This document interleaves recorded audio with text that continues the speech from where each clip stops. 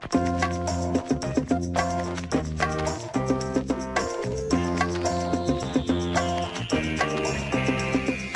it's Isabel, and today I'm going to tell you something very, very shocking, and that is that saturated fat is not the cause of heart disease. I know, you think I'm crazy because your doctor told you to stay away from anything with saturated fat, but I'm here to give you some facts that will show you how it's not the saturated fat that's causing all this heart disease, but it is the packaged, processed, sugar, refined foods that everyone is eating that is really causing an increased percentage in heart disease in our country today. So the simple fact is that before 1920, the incidence of heart disease was very, very low. And not until about 1950 did we see this increased rate of heart disease. I mean, I think the percentage now is heart disease kills 40% of the population, and that actually must be an old statistic. I'm pretty sure that it's a lot higher than 40% right now.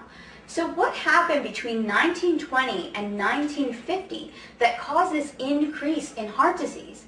Now, if the truth is that saturated fat is what's causing heart disease, we would assume that people now eat more saturated fat during that time. But actually, I have some interesting facts that came straight out of Sally Fallon's great book, Nourishing Traditions. And this is what she writes. During the 60-year period from 1910 to 1970, the proportion of traditional animal fat in the American diet declined from 83% to 62%.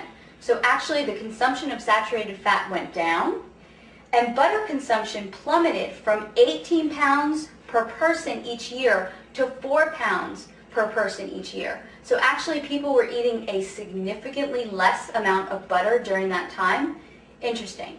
During the past 80 years, the consumption of dietary cholesterol intake has increased by only 1%.